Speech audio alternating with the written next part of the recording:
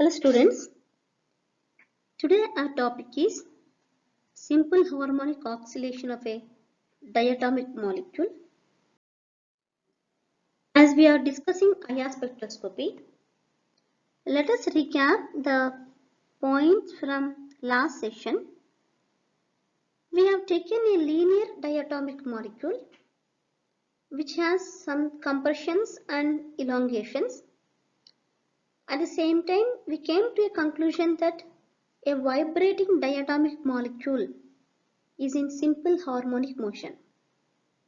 If you imagine this is hydrogen and this is chlorine, the red color one. So the blue ball is hydrogen. As chlorine is a heavier atom, we'll fix this on one axis, and hydrogen is a lighter atom. It will be undergoing continuous compressions and elongations with its equilibrium position. So the ball or the hydrogen atom can bounce back and forth with a considerable amplitude, and this type of oscillation is seen in a diatomic molecule, and the frequency of the oscillation will remain same though the amplitude of vibration increases or it decreases.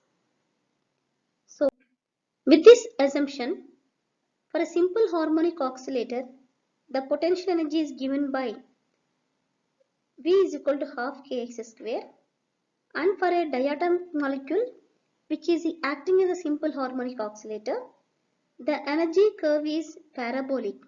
If you have taken energy on vertical axis or y-axis and internuclear distance on x-axis, then if you imagine the chlorine atom is fixed on y-axis and hydrogen, which is the lighter atom, is just undergoing a simple harmonic oscillation, the bond present between hydrogen and chlorine is acting like a spring.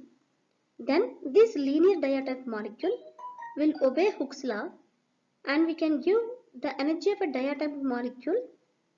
With the increase in energy, the frequency of oscillation remains same, but the bond undergoes vigorous and continuous elongations and compressions, or extensions and compressions. So this is a simple harmonic motion, and we can give the energy curve as a parabola. So the zero of the curve, if you observe, the zero of the curve, that is here. At zero of the curve, R is equal to equilibrium distance, where the energy is minimum, and this is called internuclear distance or bond length. Any energy in excess of this arises due to extensions or compressions of the bond. So this is E1 state. Further increase in energy, we will have this state. Further increase in energy, we have innumerable number of energy states. Now for the approximation, we call these energy states are vibrational energy states. So since these energies are because of vibration, now I am calling them as vibrational energy levels. I can name this as V is equal to 0, V is equal to 1, 2, 3 to infinity. So if the energy is further increased, the oscillation becomes more vigorous, and the degree of vibration also increases, and the vibration frequency will not change. So with this simple harmonic motion, we can calculate the oscillation frequency of a diatomic molecule in classical mechanics. It is given by omega oscillation is equal to 1 by 2 pi square root of k by mu, that is expressed in terms of hertz.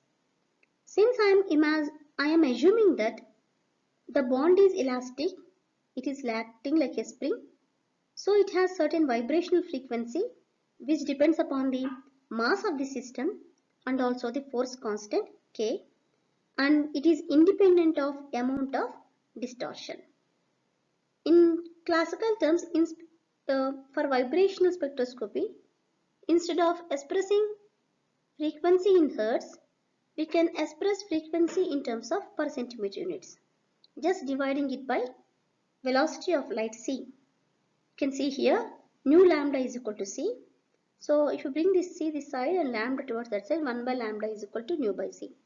Nu is in hertz, velocity of light, that is velocity of light, and 1 by lambda is wave number in terms of per centimeter units. That is the reason why omega oscillation became nu bar. If this is considered as nu, omega is nu, and this becomes nu bar, that is omega bar oscillation. So omega oscillation in hertz, frequency in hertz, same frequency, if you divide by C, it will be in per centimeter units. So the vibration energy of a diatomic molecule is quantized, and it is the solution of a Schrodinger wave equation. The allowed vibration energy for simple harmonic oscillator is EV is equal to V plus half H omega oscillation in joules. There is nothing but V plus half H nu. So V is vibrational quantum number, which is again a solution of Schrodinger wave equation, and its value starts with 0, 1, 2, 3 to infinity. So in order to convert these joules into spectroscopic, we can divide it by Hc.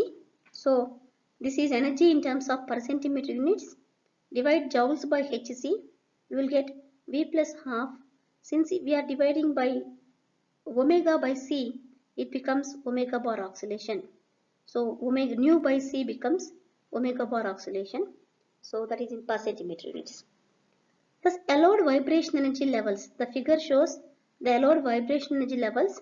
If it is V is equal to 0 state, the energy is half H omega oscillation in joules or half omega bar oscillation per centimeter. For V is equal to 1 state, 3 by 2 omega bar oscillation. For V is equal to 2 state, 5 by 2. V is equal to 3 state, 7 by 2. V is equal to 4 state, 9 by 2. So by this diagram we can see that all the energy levels are equally spaced. So let us calculate at V is equal to 0 state, EV is equal to half omega bar oscillation per centimeter, which is called 0 point energy.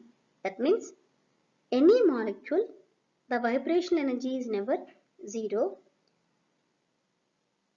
It has some natural frequency of vibration at V is equal to 0 state. So if we come to selection rule, for a simple harmonic oscillator undergoing vibrational changes, the selection rule is delta V is equal to plus or minus 1. As you all know, selection rule speaks about the allowed transitions. Delta V is equal to plus 1, it is absorption. Delta V is equal to minus 1, it is emission. The vibrational energy changes occur if the vibration involves a change in dipole moment of the molecule. That means the molecule is said to be IR active. It can undergo vibration energy level transitions only if there is change in the dipole moment of the molecule. All homonuclear diatomic molecules are IR inactive, and only heterodiatomic molecules are IR active, and they show vibrational spectra. So if you go for the selection rule, V to V plus 1 state, that is for absorption, V is equal to 0 to V is equal to 1 state, it is omega bar oscillation per centimeter.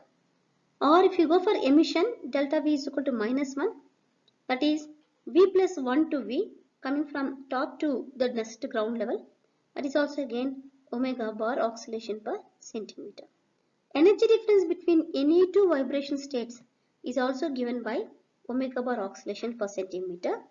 Since the vibration energy levels are equally spaced, transition between any two neighboring states gives the same energy change. Only a single peak is expected in vibrational spectrum of a simple harmonic diatomic molecule.